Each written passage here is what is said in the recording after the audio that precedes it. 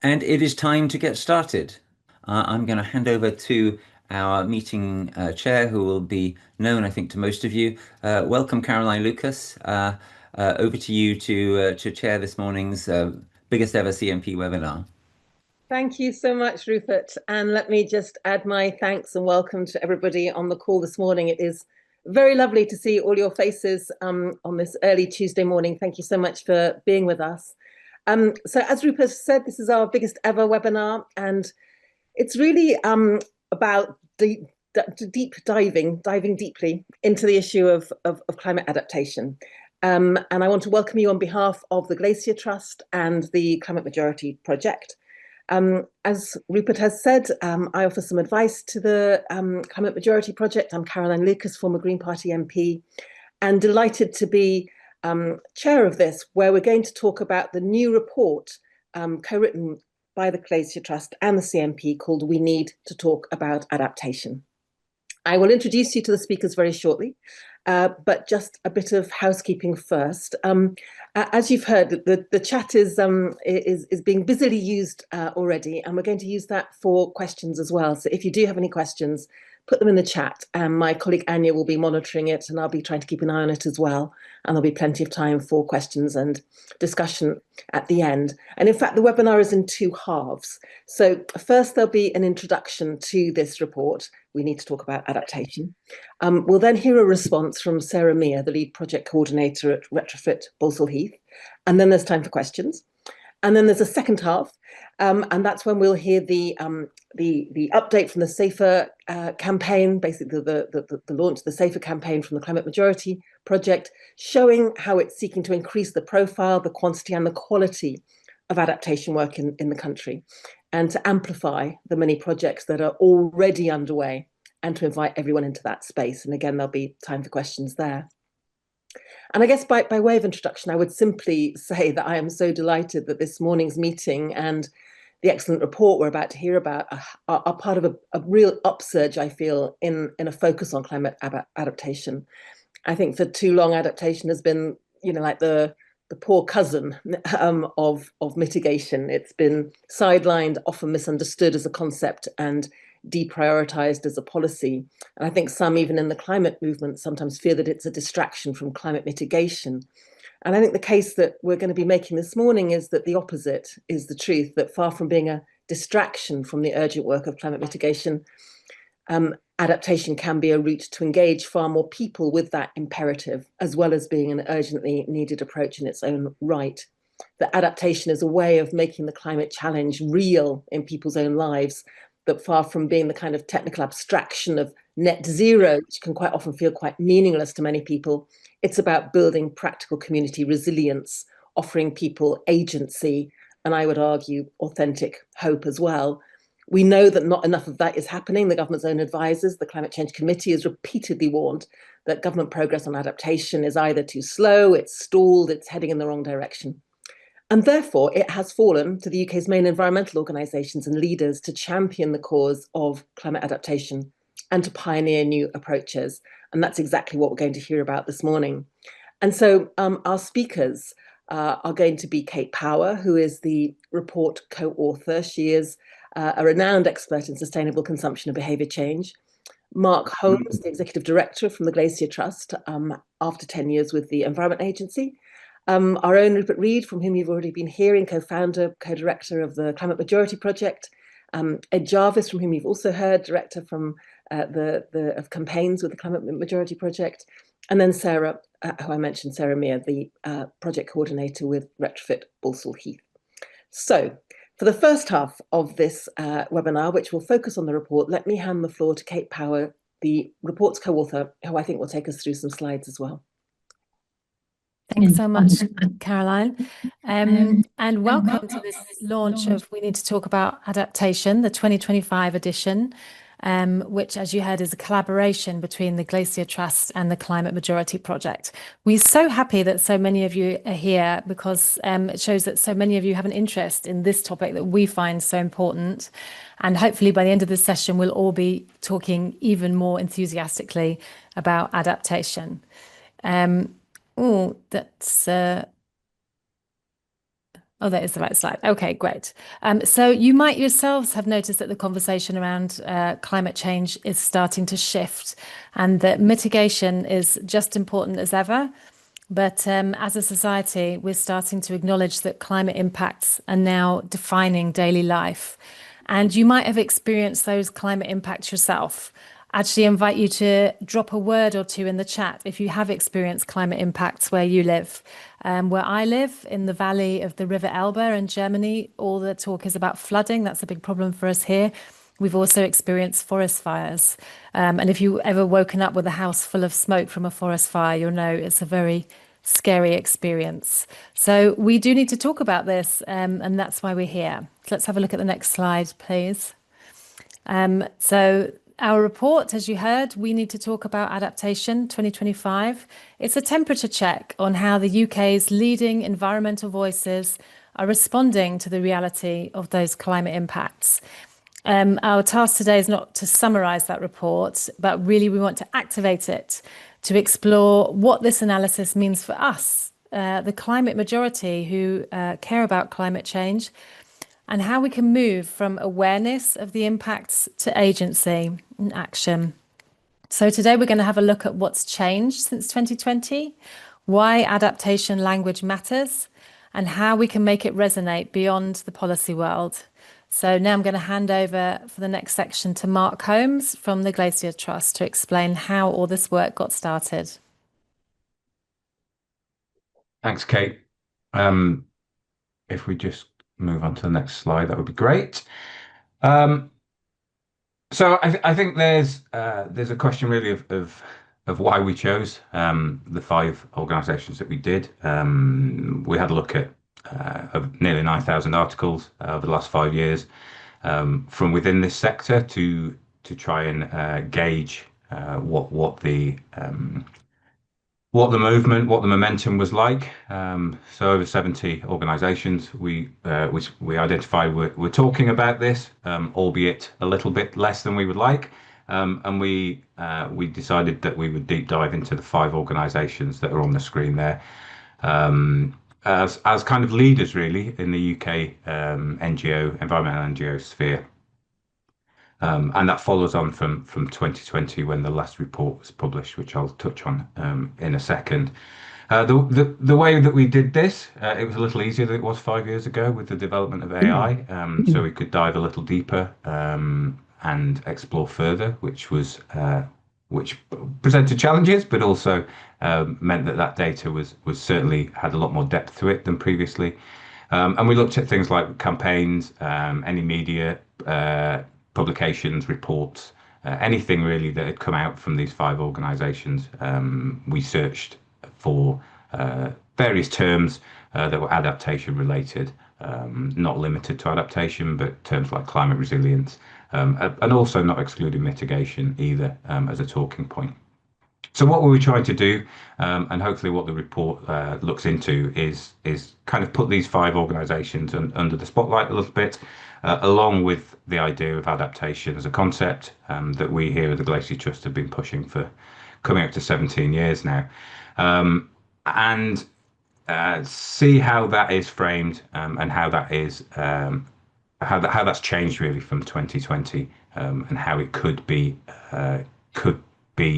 a bit of a challenge for those to continue using the terms and the terminology to get this discussion moving forward over the next 5 years or so.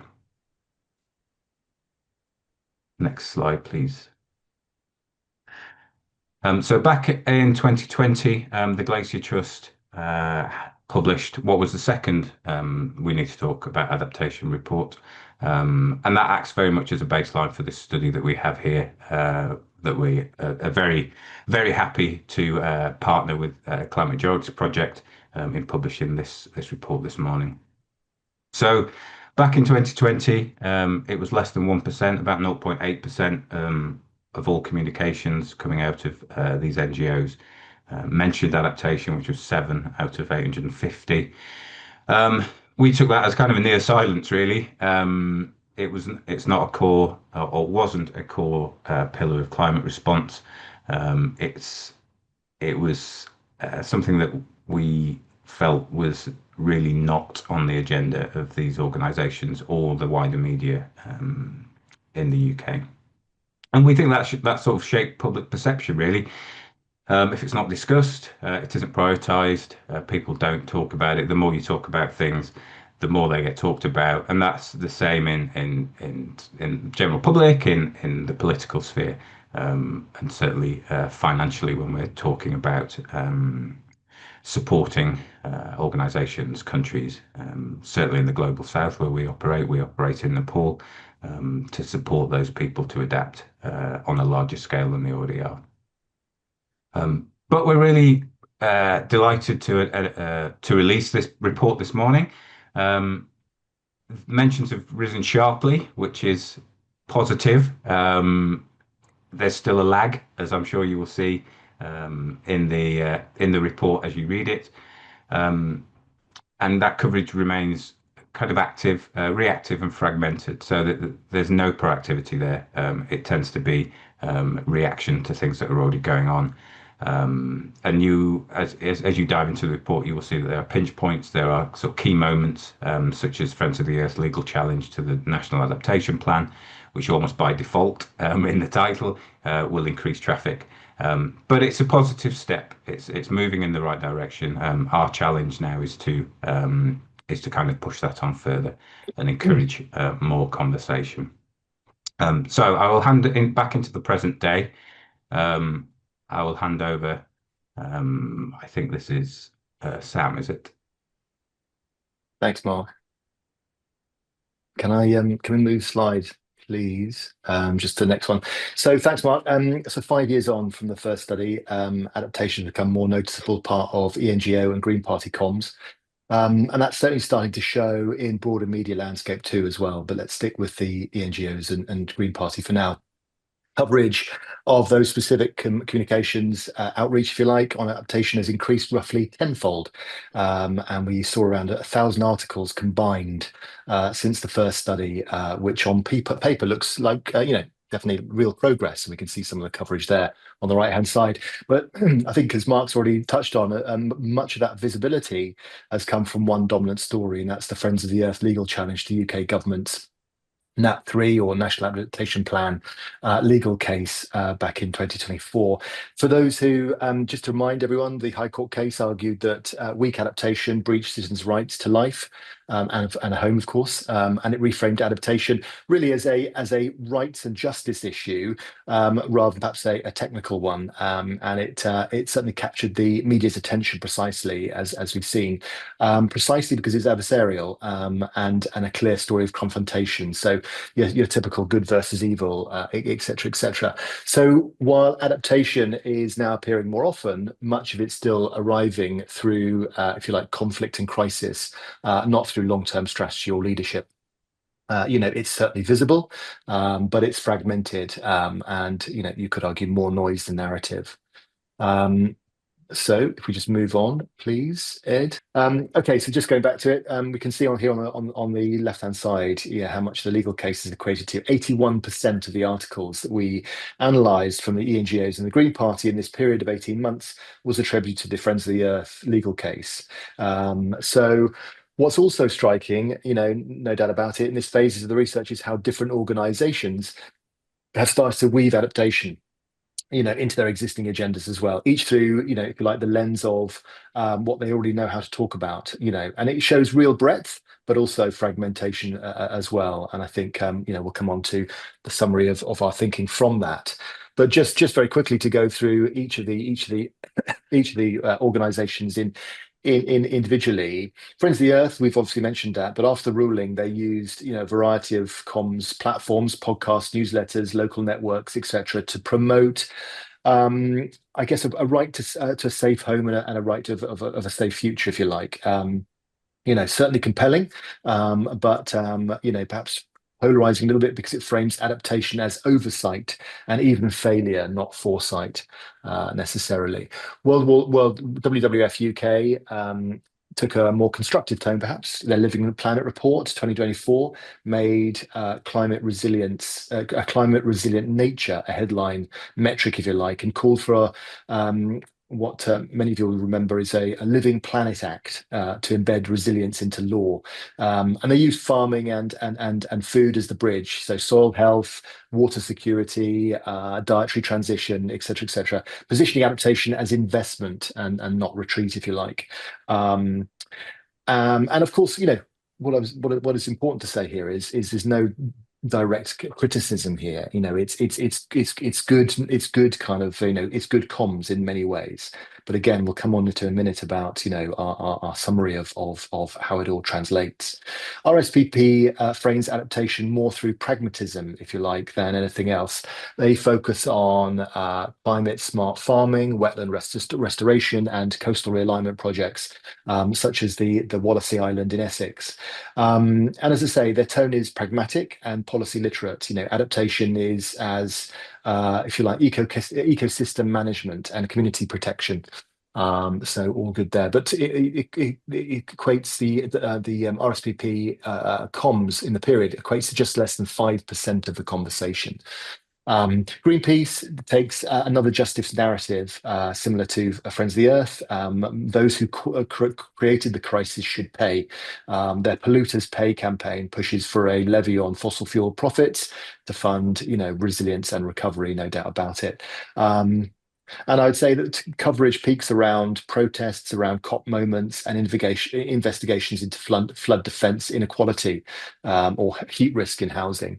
But they use adaptation rhetorically as proof of political failure, which keeps it, no doubt visible, but rarely perhaps solution focused. It's more on that.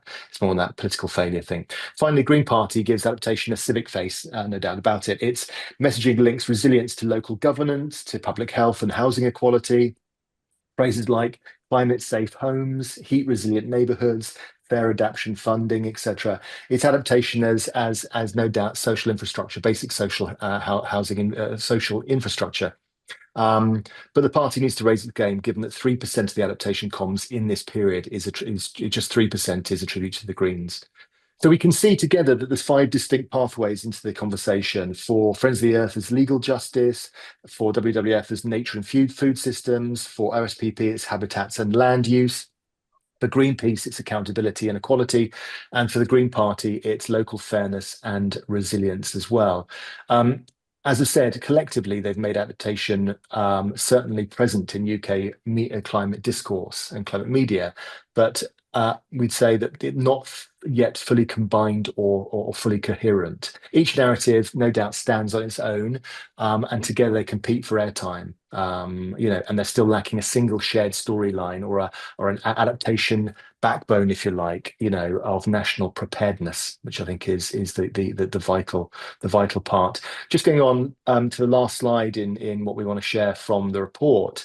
And this is where it gets, just sort of added further interest, I think, in terms of how the coverage plays out in actual fact. When we look at the line chart here tracking total coverage volume across the 5 NGOs and the Green Party, we can see how the rhythm of attention really shifts over time. So through 2023 and early 24, at the start of the chart, we can see that adaptation holds a pretty low but steady presence, but even so, low presence. I mean, it's less than sort of 20 pieces of coverage, if you like, ongoing. Background conversation, really, I think, to be fair to say, rather than a headline issue. But what then gets very interesting is from mid 2024, coverage starts to climb. And I think what's looking back, that rise does coincide with the Climate Change Committee's warning that the UK was dangerously unprepared for rising heat and flood risk, and with a growing sense after 2 extreme summers that mitigation alone will not be enough. So we can see almost from the coverage, the kind of how it played out, within the media and obviously in real life as well. That moment created space for adaptation to move higher up the agenda, no doubt. And the Friends of the Earth legal challenge to NAP3 became the focal point for that shift as well. But the pattern is still uneven, as we've said. The volume rises, no doubt about it. The rhythm remains episodic, bursts of activity, so spikes of activity, as we can see there from June 24 onwards, followed by, much coming out of that, much lower volume or even silence.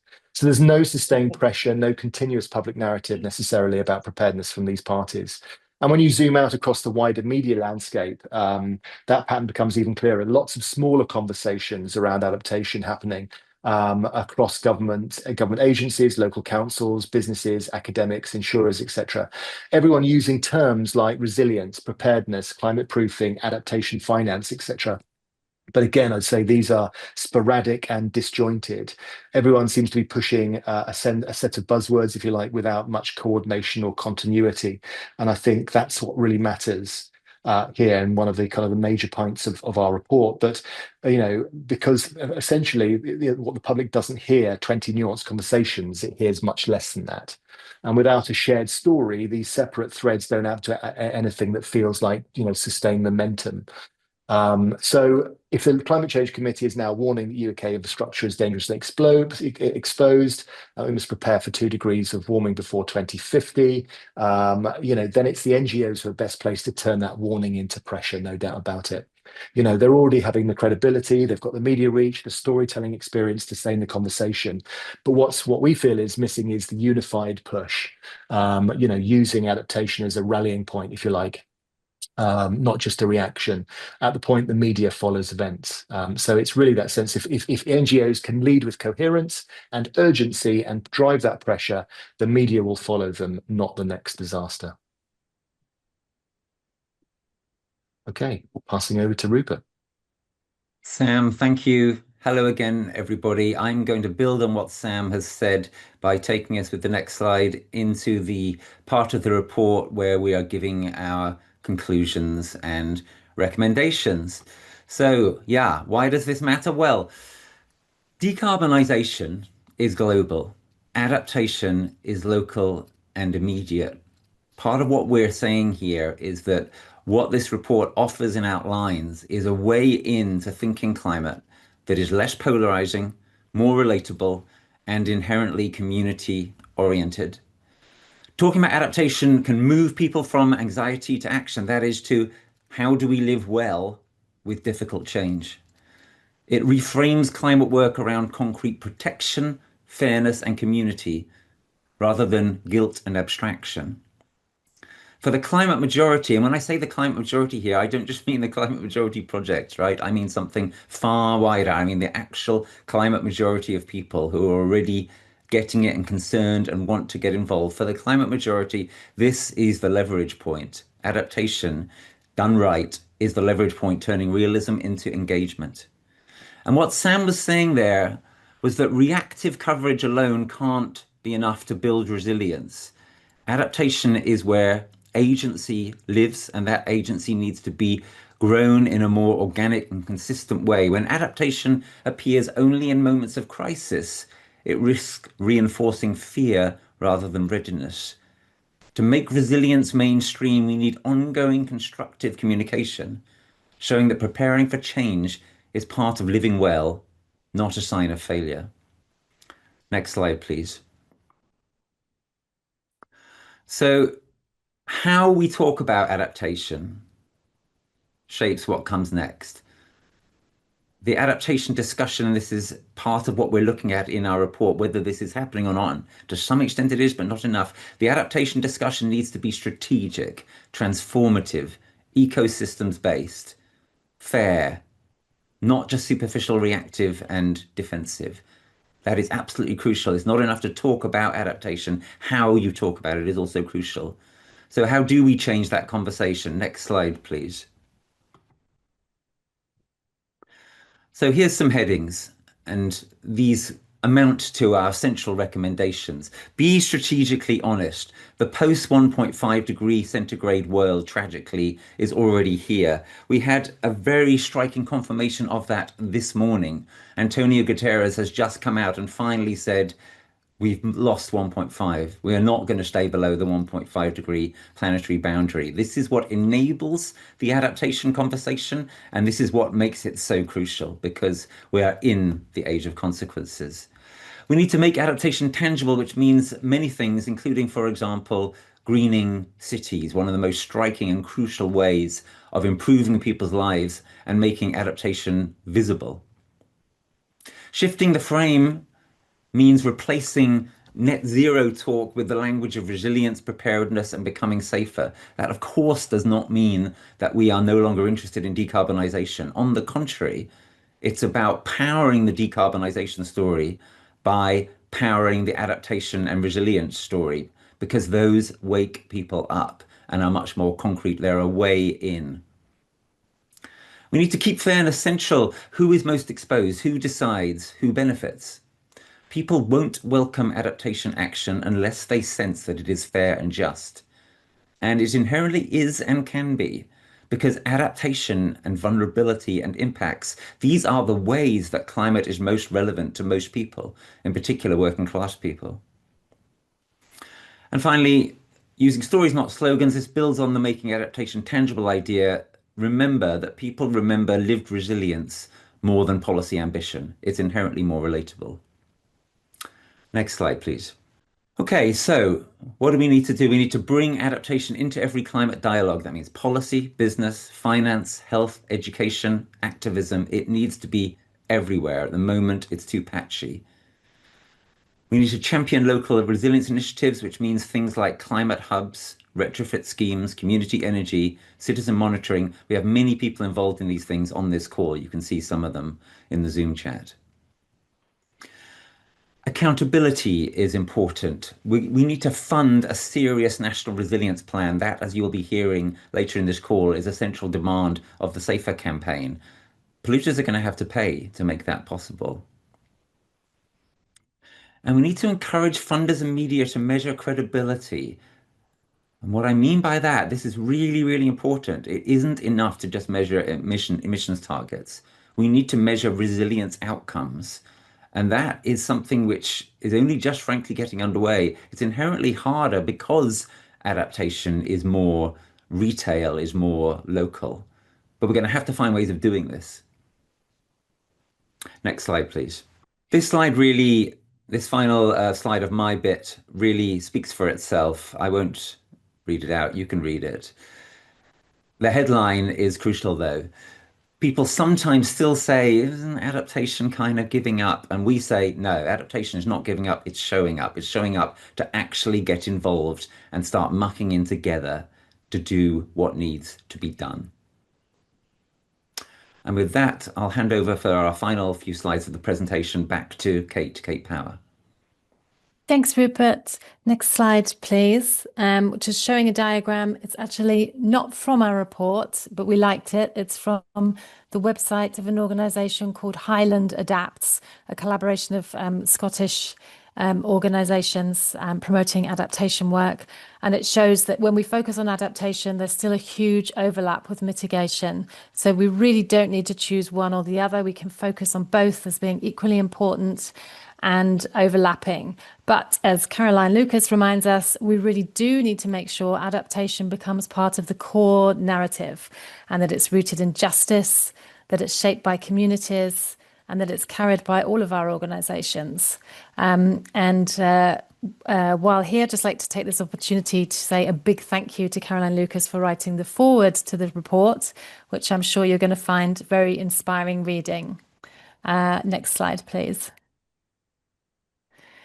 So really the final message of this report is let's work together.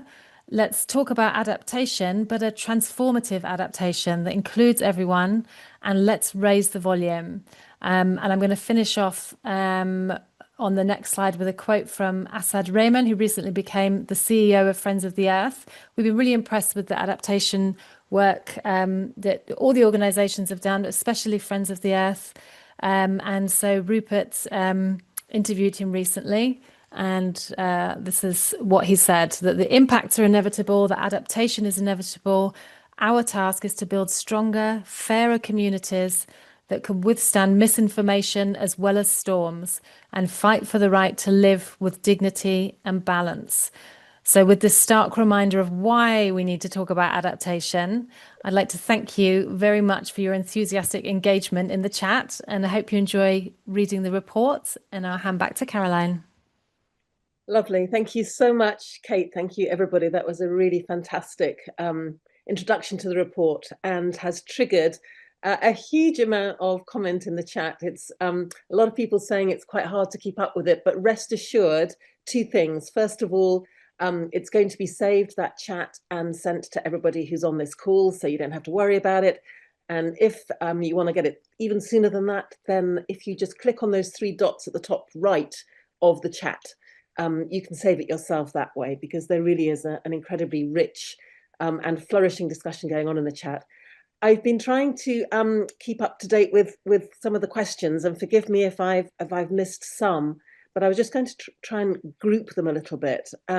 So, for example, there seemed to be a little kind of cluster of questions around AMOC, in other words, the Atlantic Meridional Overturning. Circulation, in other words, as Chris says, how much consideration is being given to AMOC decline in the general adaptation discourse? Tony says, what is the current thinking around the balance between adaptation to warming versus adaptation to the cooling, which AMOC would bring around? I'd love to put that question to someone. Kate, I'm not sure if it's best to you or if you want to redirect it somewhere. No, that's not my area, sorry. I can have a first go at that, Thanks. because it's a great question. We addressed it in our prequel report, the SAFER report, the Strategic Adaptation report. We have to be ready for a profoundly uncertain future, right? The future we are facing is not reliably a future of overheating. It is a future of growing climate chaos, of possible further heating, and of possible dramatic cooling in some parts of the world. What does that mean? Well, let me give you an example. In the SAFER report, we discussed the fact that we have discovered with some of our researchers that the national grid is not preparing for possible AMOC collapse. They're preparing for a hotter world. They're not preparing for a possible colder world in this part of the world. And that is catastrophic at a time when Britain is investing so much of its effort into electrification, into decarbonisation. So what's the implication? The implication is that adaptation, as implied by the questions, has to be something which tries to protect us against the great uncertainty that is coming. What does that look like? Well, I'm just going to give you one slightly different example, which I think is quite stimulating of one's thoughts in this regard. It isn't enough, if you're thinking of what trees to plant for a future quasi-Mediterranean climate here in Britain. You need to be planting Mediterranean-style trees, you need to be planting native trees, and you need to be planting Scandinavian-type trees, because if AMOC collapses, those are the kind of trees we're going to need. And if you do that, if you actually plant flexibly, say in a community orchard, all those kinds of trees, you're doing so knowing that some of them are going to die, which is very sad. But it's much better than the possibility that all of them will die. That's the kind of thinking that we need. And that's why it matters so much how in this new report we need to talk about adaptation. We're emphasizing how you talk about adaptation really matters. Can I just come in on that as well, Rupert? I Go think for it, Mark. to kind of kind of answer the AMOC question. So the Glacier Trust, we're very small. We're a small charity. We work in local place-based adaptation in Nepal, and I think adaptation needs to be okay. We have global issues, but we have really local solutions. So I think that. Certainly the experience we have in Nepal is that one valley is the adaptation required is very different to another valley, and I think that's the same across the globe. I think adaptation practices on the ground in Cornwall will be very different to those up in Aberdeenshire, for example. So I think that there are local solutions to what is a growing global issue, or regional issue, I guess, when we start looking at AMOC and various heating and cooling cycles. So I think we need to view adaptation as a sort of global concept, but with local and regional implication models. So I think that's kind of what I think we need to look at from a kind of adaptation implementation position. Lovely. Thanks so much, Mark. Okay, and now there were a kind of cluster of questions around language and communication, particularly in the context of the rise of the hard right. So Jackie Carpenter was the first person I noticed talking about how sometimes the language that we use isn't very compelling in the sense that we talk in very academic terms about triggering, framing, driving. How do we get away from that? Stephen says, because of the rise of the right, how do we address their lack of urgency on everything related to climate change? And again, he says the use of language is critical. Emily asks whether or not we've reached out to climate outreach, because they do a lot of work thinking about language. And John Gray says, what words work best in crossing the kind of political economic divides, not just talking to people who are concerned about environment. So who could I put a cluster of questions about language to? Can that come to Kate? I'm actually going to bounce that to Sam. Okay. Is that the right person? I thought I was going to say that. I think this is really interesting, actually. I think that from my part, I mean, there's not huge amounts I want to say here, because I think we could sort of have another webinar on language, no doubt about it. I think part of the issue from my perspective, going back many years from comms, is that we tend to get over specific on the science, because that's where it starts from, and what that fails to do is translate into people's everyday lives. I think Accenture, the management consultancy, has a fantastic phrase, which is when they talk about sustainability, which is a sort of not the greatest of words, but given it's sort of, what does it mean? But the point being is that they say we need to make sustainable, we need to stop asking about how we can make humans more sustainable, and we need to work out how we can make sustainability more human. And I think that we can kind of phrase that equally around climate comms, adaptation, etc., etc. How do we get into people's lives and change the narrative so that that we're actually talking in people's everyday lexicon everyday language. How do we get into people's minds and hearts, if you like? How do we play that card so that people really fully understand? I don't think anyone really understands the true nature of what net zero is. I don't think really people understand what 1.5 degrees above pre-industrial levels mean. Really, I think the Guardian ran something about this a few years ago around what actually people, everyday people understand about, terms like net zero. Nobody really had a clue, to be quite frank. And it frustrates me massively when I hear about government ministers, particularly Ed Miliband and others talking about, this charge for net zero, and it's A, so weaponized, and B, fundamentally it doesn't mean anything to anyone. But if you are talk to people about, having safer homes, etc., etc., better living, better standards, etc., etc., more equitable life, I think people would start to take more heed, if you like. So yeah, it's a big topic. Language is a massive topic. I think we need to shift it massively, shift the narrative, and I think we'll get more people engaged. Lovely, thank you. And then there are a couple of questions about the kind of balance between national and local when it comes to action. So Peter Garbutt, to what extent do we need government action when adaptation is essentially community-led? And then Kevin saying, if adaptation is more local, then how do we influence government to ensure more decentralization of funding and political capital and so forth? I've done a stunningly bad job so far of guessing who's going to answer which question, so I don't quite know where to put that one. If anyone could volunteer, I'd be very grateful. So it's a question about the balance between national and local. Well, I'm happy to make a start, and can I suggest that Morgan may want to jump in? This is Morgan Phillips, the one report author we haven't heard from so far on this question, because it's very relevant to his expertise. The start I'll make is simply to say that Peter is, of course, right. Adaptation, as we've said, is fundamentally more local and accessible a matter than decarbonisation. But as we'll hear in the second half of this call, it's also essential for government to take a lead, and that's part of the essential objectives of the Safer campaign. We can't expect local communities to do all the stepping up, especially as, of course, some such communities, which are especially vulnerable, including abroad, are really going to need help. But yeah, Morgan Phillips, would you like to add to that?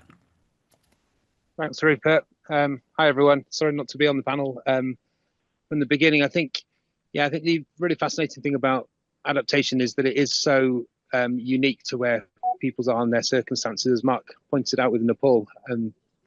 valley by valley, the adaptation needs change, and that's true in the UK as well. I think a point which I want to kind of bring up around, and it relates to language as well, storytelling is so important here.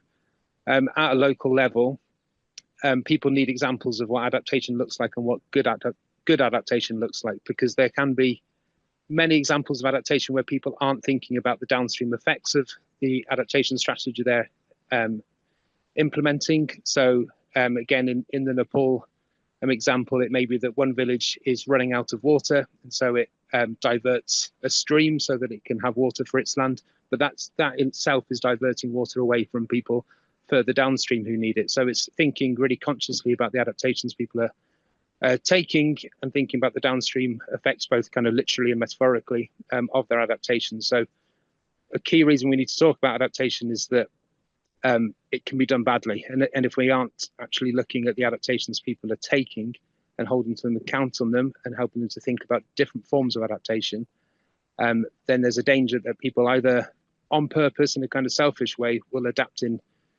ways which suit them but maybe harm others.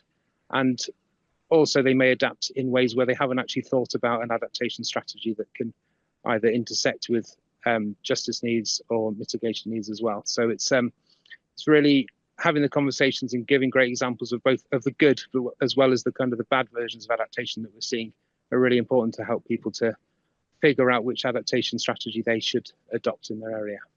And I want to say a big thanks to everyone involved in this report. And when we started this back in 2019, 2020, we did two quite simple reports, which you can find on the Glacier Trust website.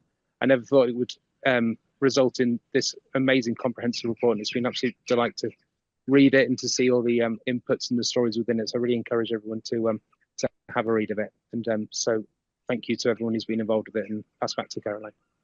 Brilliant. Thank you so much, Morgan. I know there are more questions that we haven't got to yet, but I want to lead us into our second half of this webinar so that people can hear directly from the Climate Majority Project about the campaign and how they are developing safer. There were a couple of things I just wanted to say. Someone called Sam was talking about refreshing the MSc in Sustainability and Adaptation at the Centre for Alternative Technology, which sounds really interesting. He's asking what skills and knowledge are needed for the future. So if anyone can find that question in the chat, you might want to put some answers, your thoughts about what are the skills and the knowledge that people are going to need for this future that we're talking about in the chat. The very first question actually came from Chris Keane a long time ago. Back at 8:36, he was asking about the role of ecosystem restoration as a means for both mitigation and adaptation. And I suspect we might well come to that in the questions for the second half. But if we could draw a close to that first half, thank again the Glacier Trust for all their amazing work on that report. And now I'm going to hand over to Rupert to introduce the update on the Safer campaign. Yes, but before we get that, I'm not. I knew I was going to forget this. Something else exciting. Before we do that, even better, I am going to hand the floor to Sarah Meir from Retrofit Balsall Heath. Many apologies, Sarah. We moved you in the schedule, and I was looking at my old one. So Sarah is going to give us a kind of a response from on the ground to what she's heard so far. Sarah. Thank you. Hi everyone, I'm Sarah from Retrofit Balsall Heath. If you don't know about us, very briefly, we're a Birmingham-based group and we're leading the way in retrofit. We're driving community-powered change, led by residents, not by developers, making our homes warmer, greener and fairer from the ground up. Ed talked about how do we make sustainability more human? And in the report, one line really stood out to me. Adaptation must be brought down from the policy level and made tangible in people's lives. That sentence could have been written about Balsall Heath, because adaptation isn't policy, it's a practice for us. It's not something that happens in Westminster or at COP meetings. It's happening in people's living rooms, in lofts, on scaffolding, and in conversations neighbours are having together.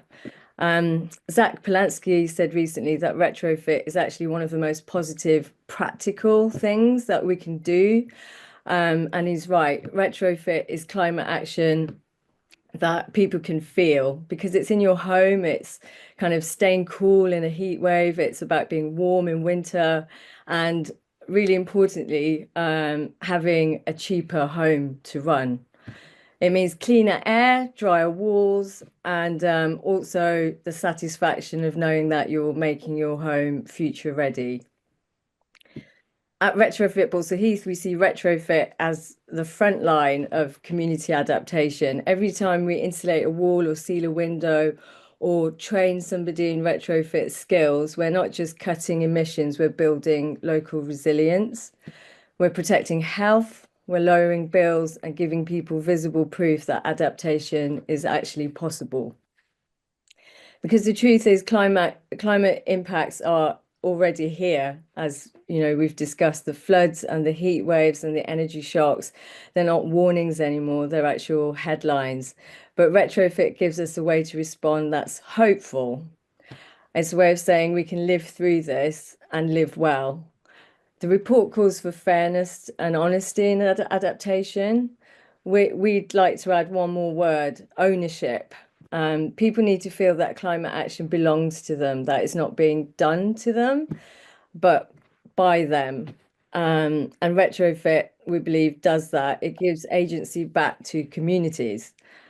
And in our little area of Birmingham and Balsall Heath, we've seen how contagious that can be. One retrofit sparks another. One neighbour's success becomes another person's inspiration. That's how resilience spreads, not through kind of being scared about it, but through example. Adaptation shouldn't sound like loss. It should sound like hope that's made practical. So what we say here, a community needs to be powered by purpose, like the future being built, kind of one retrofit at a time. So yeah, so that's how we're doing it here. Retrofit is how we turn talk into actions, and we mitigate anxiety through it. So I hope I've told you a little bit about us in the 5 minutes that Rupert suggested I should talk about what we're doing. Done an amazing job, and I hope you can see all of the hearts that are coming up in thanks and recognition for all of the work that you're doing, and in the chat again there is so much love for the work that you're doing. So thanks so much. You've offered a really inspiring example of what we're talking about on the ground. So that's really, really brilliant. I haven't seen so many hearts actually. It's going a bit mad. Oh, thank you. I'd like to add something about language. You know, that this is the thing. Making things tangible and real. You know, we're working with a really working class community. It's so diverse. Yeah, so if you're talking practical terms about, you know, this is what's happening to you, what is life like for you, and how can we make it better? That's that's what it's all about. That's what's going to you know, help affect real change. It really is. Lovely, bless you. Thank you. Okay, right. I am now swiftly moving on to Rupert to introduce the second half of our webinar. Yes, thanks, Caroline. Thanks so much, Sarah. So what we're going to do in the remaining 25 minutes is take you into the Safer campaign a little bit deeper than some of you may have had a chance to go into it before. It follows very logically from what we've been doing so far. What this is about showcasing and supporting initiatives like Retrofit Balsall Heath. What this is about more generally is about taking those kinds of lessons from the We Need to Talk About Adaptation report and trying to apply them to campaigning. So over to our Safer campaign manager, Ed Jarvis, to give us this quick deep dive into Safer. Thanks so much, Rupert, and thank you, Sarah, for that summary of what you're doing in Retrofit Balsall Heath. I love the bit about you're on the front line, actually doing the doing.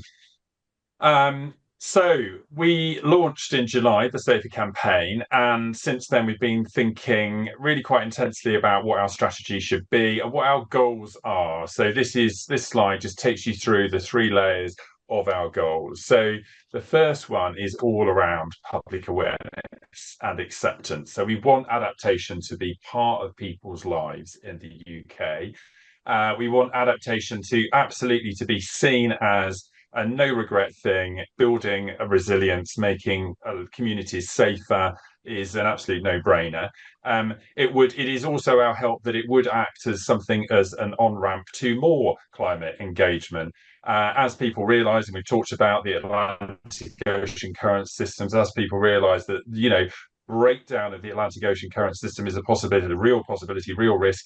And at the same time, we're heading for a 2.7-degree world. We've got this massive range that we need to start adapting to. It's incredibly difficult to do that. Not impossible, but incredibly difficult, incredibly resource intensive.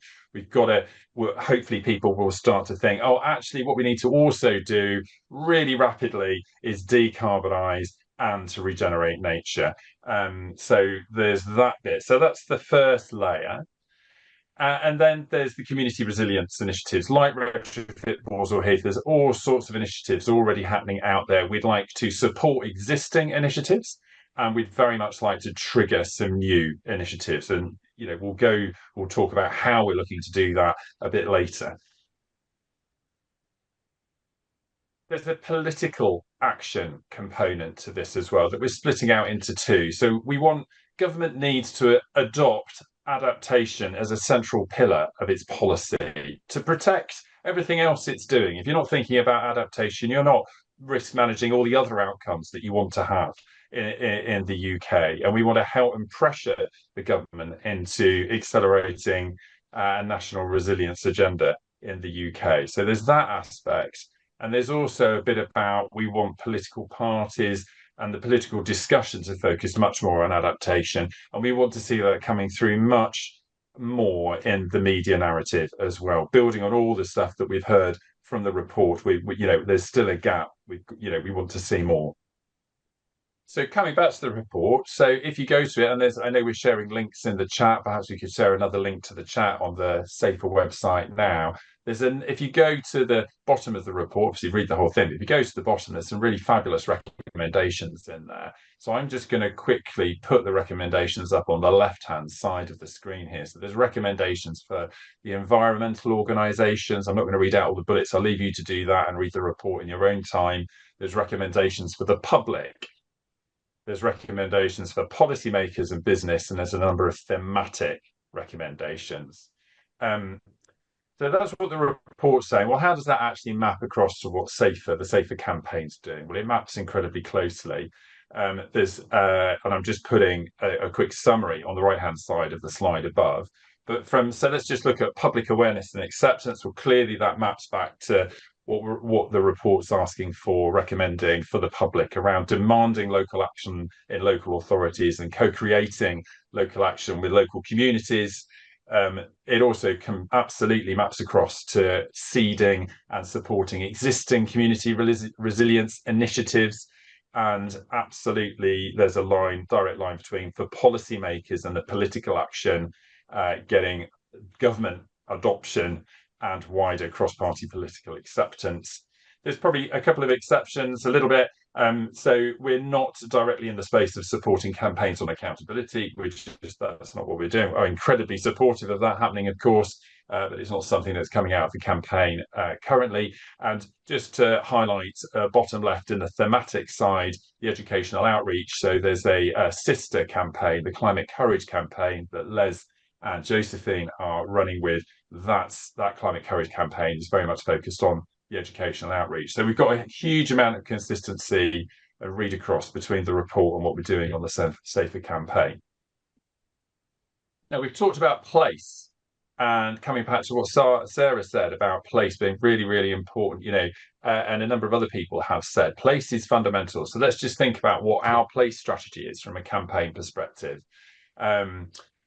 So adaptation needs to happen on the ground in communities. So we live in a nation of nations. So we've got devolved nations in the UK. So we absolutely need to be aware of what those devolved nations are saying and what their policies are, even feed into their policies, and have an awareness of that so that we can align around them and increase the impact of them and increase the multiplier effect of what's already happening. And in fact, in some of those devolved nations are ahead of certain other ones. So let's, showcase what some of those nations are actually doing.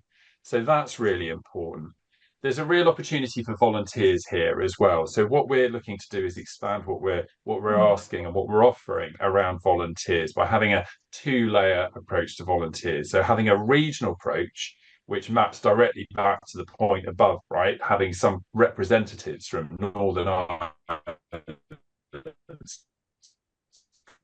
Scotland, Wales, England, that really know even a lower level, London, the Southwest, so that we've got that level of, we're plugging into the people that really know what's going on at that level. And then as a second layer, have safer champions. So the safer champions are place-based people that are really looking to seed new adaptation initiatives, advocate for adaptation, to talk about it, to signpost it, potentially advise on it, to really, trigger stuff happening at the grassroots level. Now, we don't have, the capacity to run and to create and run a mass grassroots network, but there is something we can do in this space that I think would have massive returns on it in terms of promoting adaptation. But the focus is really on, can we, from a light touch perspective, enable and facilitate peer-to-peer connections and sharing of learning, and so on and so forth at the place level.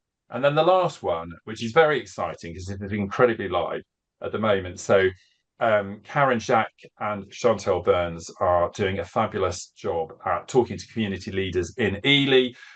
We've got our first pilot of the Safer Workshop, which is a deeper dive, 2+ hour experience, all aimed at happening in a specific location to trigger more adaptation happening in that space, either supporting existing ones or seeding new. And so we've got a pilot in Ely on November the 27th.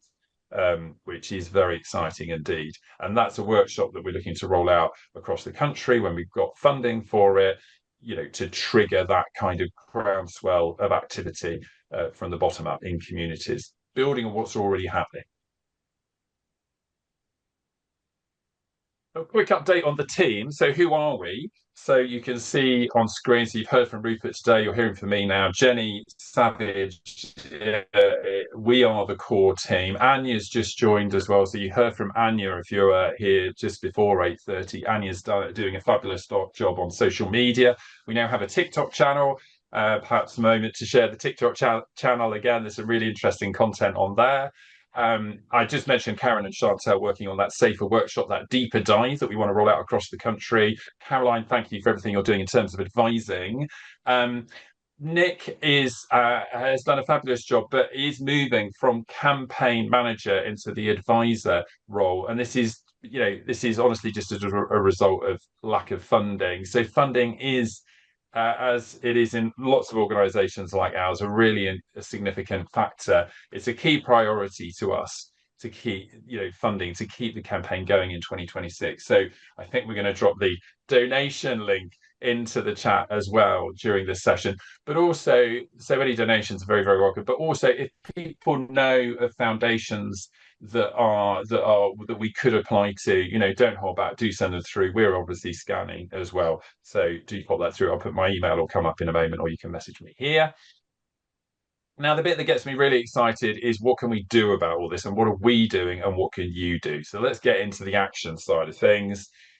So connect today in the chat. So the chat has been amazing. If you hadn't had a chance to share your LinkedIn organisation profile, get your question in, whatever it is, add your telephone number to join the WhatsApp, the safer WhatsApp group. Please take a moment to do that now.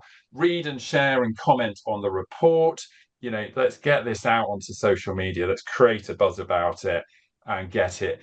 Let's have that conversation happening in the UK. There is a petition. So we started a petition about three or 4 months ago now, and the petition is all about demanding that the government create a funded national strategic adaptation plan.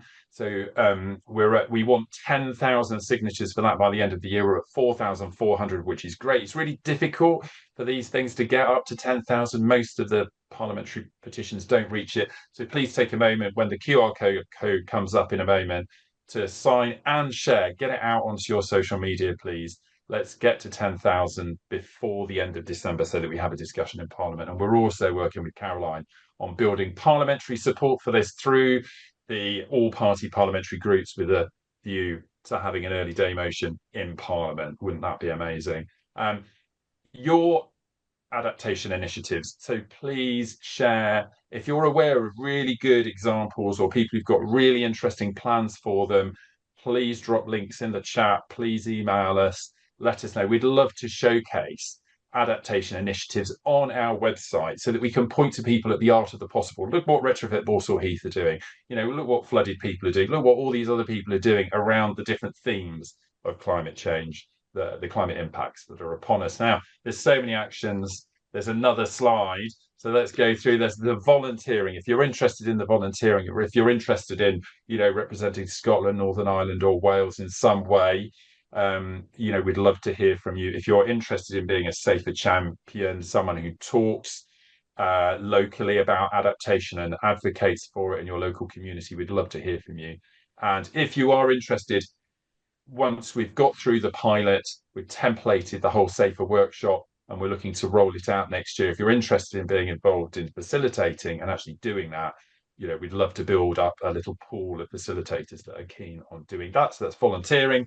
The Safer Haven. So this is a fabulous idea from Nick, which is the idea of convening, connecting and growing the adaptation field. So there is a community resilience assembly, which is, you know, a bit of a starting point for this. So Anna Hyde is absolutely blasting ahead with this next week in London. I think it's Wednesday, Thursday.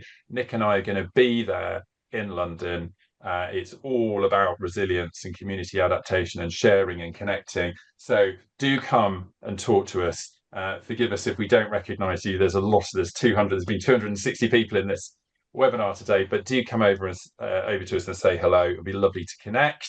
And then there's a number of reports. Yadja mentioned some of them right at the start, that the climate popularism is probably one of the key ones from a safer perspective that Rupert and Caroline are putting together. And also just to re-mention the Working Class Dialogues Class and the Climate Movement event that's happening in London at 5 o'clock tomorrow, not far from Euston. So this is all about bridging the divide that there is with working class, lower income people, and looking to get them much more engaged, or seeing what we need to change in order to encourage engagement. You know, so how do we do that? What do we need to do differently if we're going to build a climate movement that is inclusive? So if you're really interested in that, do send Anya Bomber, who's in this meeting now, your email address, and we can get the Ticket Tailor event through you. So not a public event, it's by invitation only, but if that's something of interest to you, or you know people in that area who might be available, please do shout. And of course, if none of those activities appeal to you, or even if they do appeal to you, but potentially you're struggling with time, you've guessed it, what you can do is, again, just coming back to you can donate some money to the CMP so that we can carry on into 2026. We'd really appreciate it. And then my last slide is the QR code for the petition. So please get your cameras out. We'll drop the link into the petition into the chat now. Let's have a really big push, and we will be putting it out on our socials again over the next week and a half to really get rocketing up to the 10,000 mark. So please sign, share, comment, and all the rest of it. Thank you so much. Fantastic, Ed. Thank you. Yes, so that petition is really important. And I know quite a lot of you in the chat have been saying, you know, what's the most important thing to be doing? And there is 100 important things to be doing. But if we can really urge you to sign that petition, because as Ed said, if we get 10,000, then we are on the way to getting a response from government. And then, of course, if we get the 100,000, then we get the debate, hopefully in Parliament too. But that issue about, you know, the kind of paradox in the sense that what we're talking about is local action and local resilience, but we need government to give power and resources to the local level to really enable that to thrive, is kind of what the petition is about. It's asking the government to come up with this adaptation plan, which will involve a significant devolution of money and power to a more local level. And that's really what I think is needed if we're really to really scale this up. So we have just less than 10 minutes for some questions, and I've been trying to keep an eye on the chat, although it has been just amazing. Thank you so much for just such a flourishing chat, and we will absolutely capture all of this. I know a lot of you have put your contact details there, and we will follow up after the webinar is over.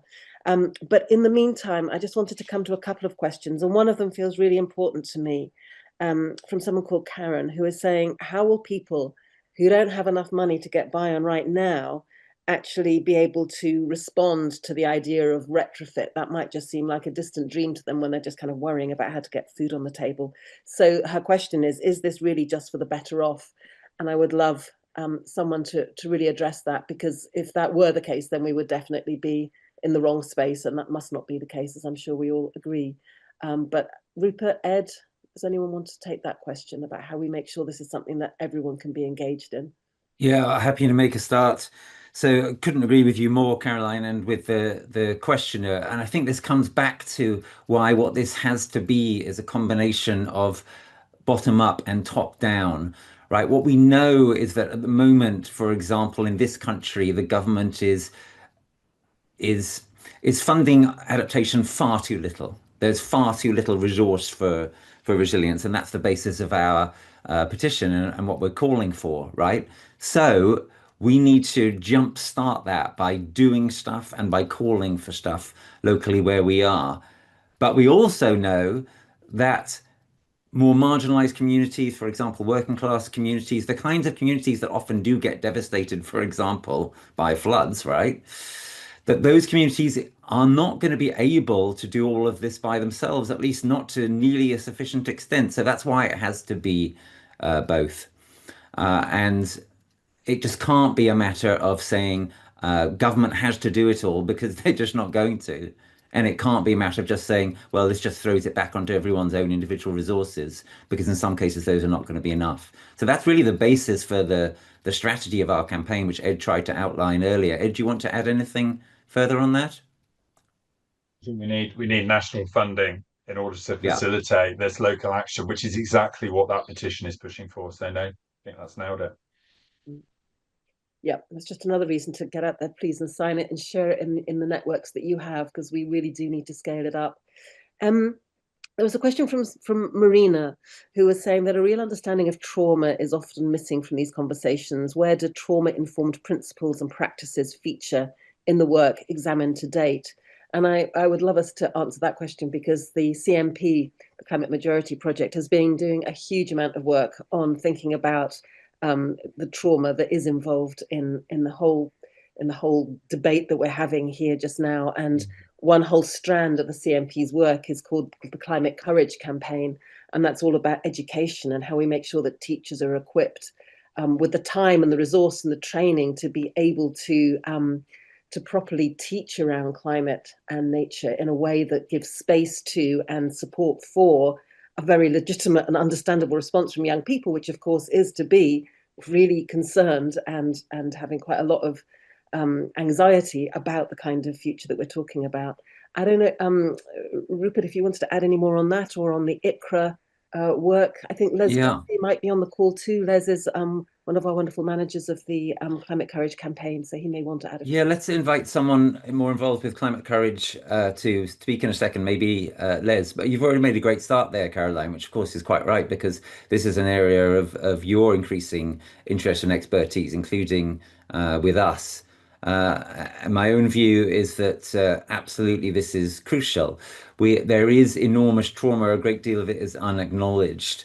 And it's only going to grow, I'm afraid, for a long time to come. And this speaks partly to the Climate Majority Project theory of change, right? Which highlights the absolute importance of processing the difficult truth together, of doing shared inner work. And we think this is a theme which has been neglected often in climate activism and certainly climate politics to date. And we are very interested in correcting that omission, really. Les, anything you'd like to add specifically about Climate Courage, which is the sort of sister campaign to Safer, trying to bring inner adaptation into the picture more powerfully than it has been so far? Yeah, absolutely. Thanks, Rupert. Thanks, Caroline. I mean, you've explained what the Climate Courage campaign is, but maybe just to paint a picture. Imagine that you're a teacher standing in front of a class of 30 young people who've all got different responses to the climate and nature crisis, and some of them are apathetic, some of them are scared and distressed, some of them have been told by their parents, their grown-ups, that this is all nonsense.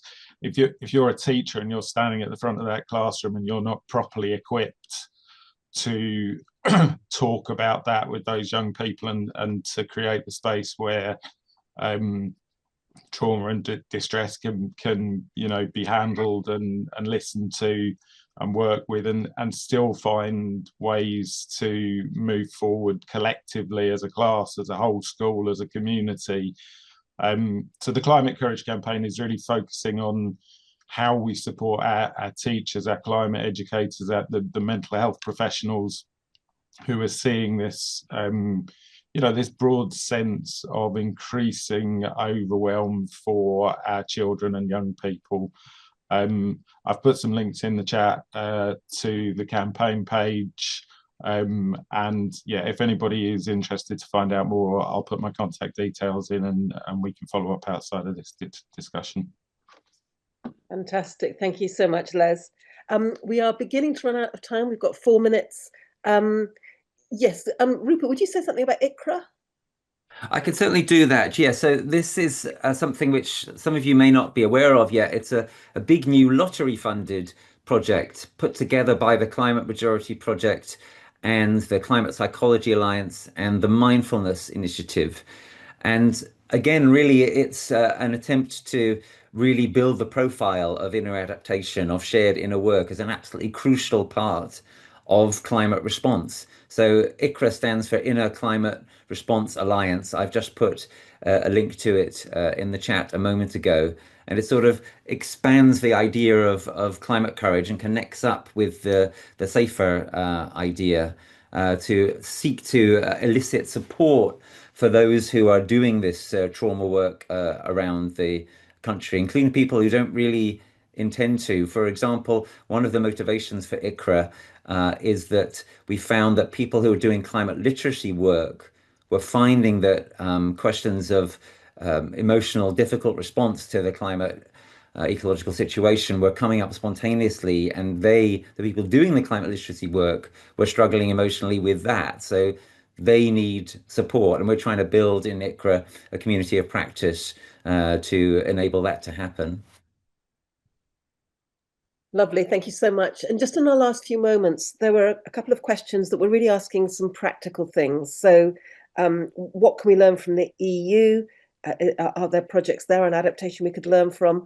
Tina Rothery, so much is going on. What's the one thing that could perhaps thread all this together to give some sense of movement? I would say obviously the petition, but we need more than that as well. There was a question from someone called Fiona about what practically can community groups do to champion and support retrofit. So maybe I'm going to give the floor back to Kate, if she is still with us, to answer any of those that might interest her, and then have a final word from Rupert. Kate, are you still with us? Yeah, I'm still there. I would just say a point about when we think about talking more about adaptation, let's remember to also talk to our funders about adaptation. We talked about the importance of bottom-up community work and top-down work because we live in a democracy, so let's enjoy that and participate in it. But our funders are also really crucial to this. A lot of them are already working on climate mitigation and just starting to get interested in adaptation. So retrofit I see as a great example of something that contributes to both mitigation and adaptation. So let's encourage them and invite them into this conversation so we can make it inclusive for everybody. I'm not sure who to pass to next. Well, given we've only got a minute, I think probably Rupert. Thank you, Kate. Well, yeah, it's time for us to wrap up, isn't it, really, Caroline? I'm going to say thank you so much to everyone for joining the call this morning, by far our biggest ever webinar. Do save the chat with those famous 3 dots on the right-hand side if you want to do so. Thank you so much to Caroline for chairing and for writing the foreword to our We Need to Talk About Adaptation report. Do go away and download and read the report, do share it, etc. As Kate was saying, we want this to influence the space and to influence it in a really synergistic way, including things like the philanthropic dimension of the space. Caroline, back to you for a final word, and then we'll wrap up because it's 9:45. Well, we did promise people we would end dead on 9:45, so I'm determined that we will. But I just want to thank all of our amazing speakers so much. I think it's been such an inspirational session this morning. And I think what's been really inspirational is just seeing the amount of engagement and the amount of work and the amount of just, you know, real commitment from people in the chat. So thanks so much to everybody for being here this morning. And if I can just urge one last thing, please make sure you sign that petition and please share it among your networks, because it's a really practical thing you can do. And we look forward to continuing to engage with you in the future as well. So we've got all your details. And so this network is just going to keep getting bigger. So thank you very, very much, all of you, for being here. Thanks.